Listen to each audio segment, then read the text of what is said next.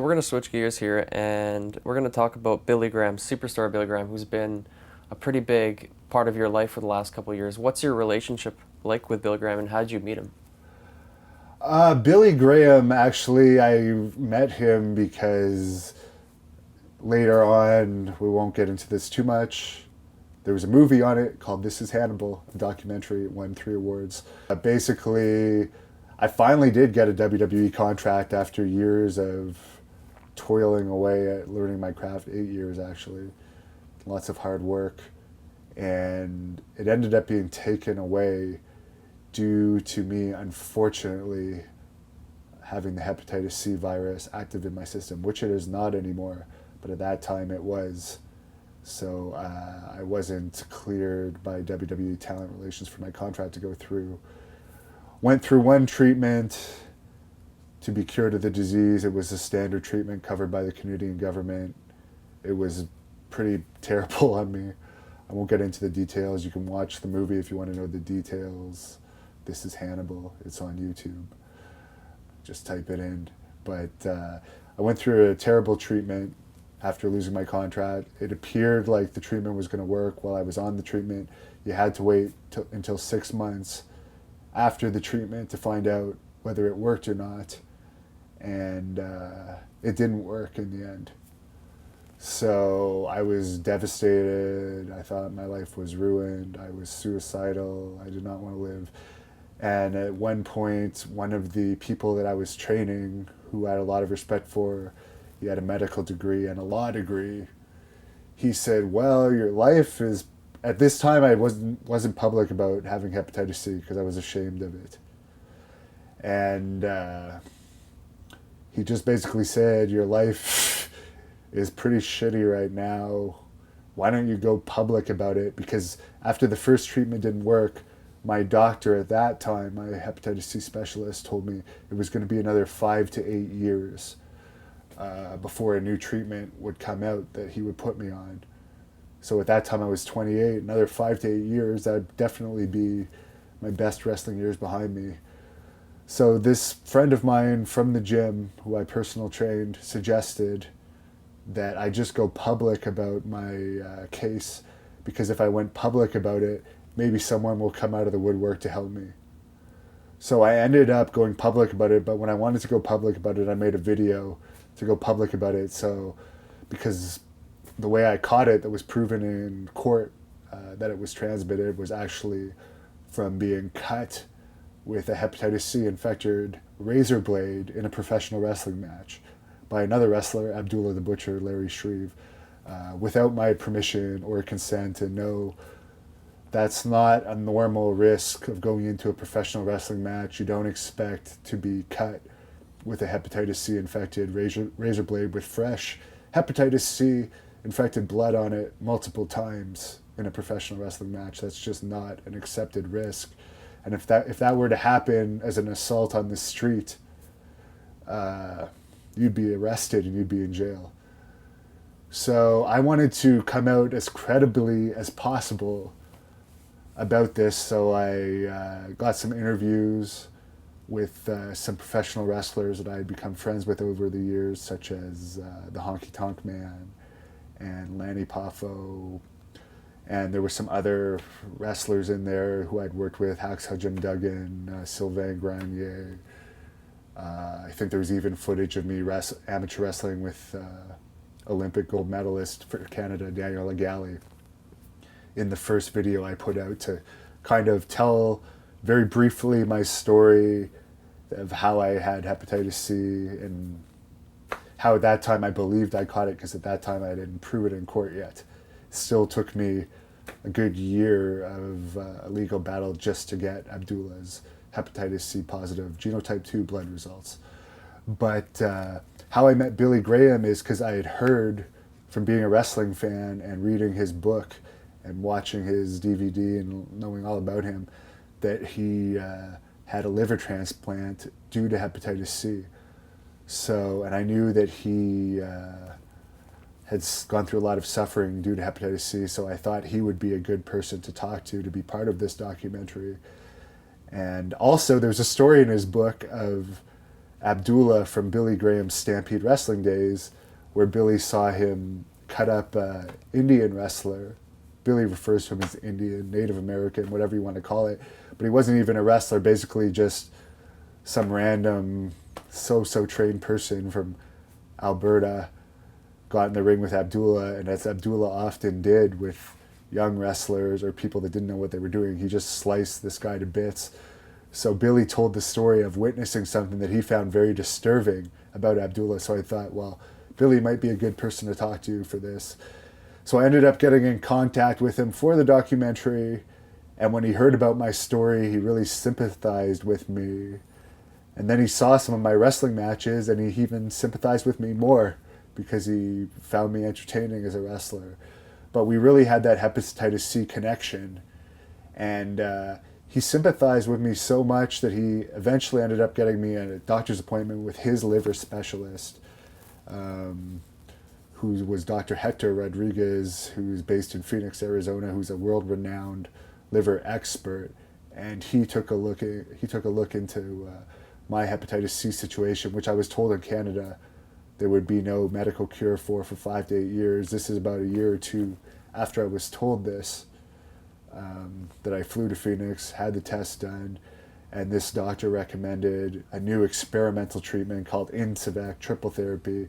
It had been effective on genotype 1 patients, so it might be worth trying on me. He was testing it on other genotype 2 patients. It wasn't approved, but he believed it would work. So he suggested that I do this. I took the findings back to Canada, took it to a second opinion liver specialist. That liver specialist conferred with some other liver specialists from around the world. She's Dr. Linda Scully from the Ottawa Hospital, another world-renowned liver specialist. She said it wouldn't be covered by the government, but she would put me on this experimental treatment. I then went through a hellacious 36-week treatment that was by far the worst 36 weeks of my life, without question. The side effects I underwent were horrible. And just to fast forward a little bit, that treatment, it was effective on me. After 6 months of being off the treatment, going through all that hell, literally fighting day to day not to kill myself while on that treatment because the side effects were so bad, and literally not only the medical side effects of the treatment, but the effects of having to be off work, not earning money while on that treatment, and the cost of the medication, which ended up being the equivalent to around $80,000, was just so much stress and pressure on me. And I had friends turn their backs on me during that time. One of my workplaces actually terminated me from my job even though I was on sick leave during that time. So my world was just crumbling, but I fought through it. And yeah, I did end up being cured, so that was great. Very great accomplishment. But because the side effects were so bad for this medication, it was never actually ever approved for genotype 2 to my knowledge, let alone approved in Canada, and it was taken off the market. So it's not even on the market anymore. For one reason, because it's too expensive for most people to afford. The other reason, the side effects are so terrible, which one of the things that got me through the treatment was I did weekly updates. And since I was public about hepatitis C, I posted the updates every week on YouTube. And other people who had been through the treatment and other people with the disease were watching them and supporting me, talking to me along the way, giving me tips of how to deal with the side effects. So I had a lot of support, some good friends and some great family members supporting me. So I really, everything helped for that second treatment. And Billy Graham, of course, he helped me through. At one point, I actually I couldn't sleep anyways. One of the side effects for the medication was you can't sleep, that's just one side effect, is not being able to sleep. So try staying awake for sometimes maybe only sleeping 10 or 12 hours in a whole week. Try to see how you'll feel on that. Let alone all the medical side effects, like the never-ending itching and the bug under the skin itching. So many horrible side effects. The 45-pound weight loss. But anyways, at one point I even drove to Phoenix, literally not even sleeping. Drove across the country of the United States to see Billy Graham. So that was actually the highlight of my treatment, because the lowest part of the treatment was he almost passed away during the treatment too at one point. So that was the toughest part of the treatment. I could not have got through it without him. So thank God that he lived, because he was with me every day, keeping me motivated through that. And Billy right now is actually having some health issues himself. Do you have any updates on that? Billy, his wife Valerie is pretty ill right now. Billy's hips are bothering him. He needs a cane to get around. He's getting along with a lot of pain. His knees are bone on bone. He has hepatitis C. He had a liver transplant, I think, in 2002, 2004. Most people only live 10 years past a liver transplant. The reason why he's lived so long is because the liver he had was an 18-year-old girl that was in a car accident's liver. So it was a very fresh liver, pure liver. So yeah, that's one of the problems he has, hepatitis C. He has his injuries. Then he has diabetes. Then he has arterial fibrillation. Sorry if I'm mispronouncing that, of the heart. So yeah, he's in a lot of pain, but he's a survivor, and he's staying alive. And WWE re-signed to a Legends contract. Now, that's very little money, especially since he can't do any autograph appearances right now due to his health. They put out a shirt of superstar Billy Graham, so if you want to give him some type of support, he does get a small percentage, I believe, of his shirt sales. So you could go to the WWE's website and buy his shirts. So he had a huge impact on your personal life, obviously, and as far as your professional wrestling career, what impact did he have on your character and you as a wrestler? He gave me the name The Death Dealer. He added the Death Dealer to Hannibal. He's watched many of my promos, almost all of my recent promos since I know him, and he's critiqued them for me. He's watched. Now he's in terrible health, so he hasn't been able to watch as many, but for many years he was watching since I started my comeback into wrestling after being cured. Watched my matches, advised me on matches. He even recently recommended me to WWE. Unfortunately, for reasons he nor I know, that didn't work out, but he's definitely tried to get me into WWE. So he's really helped me professionally, and of course he was a bodybuilder, so he always gives me fitness advice as well.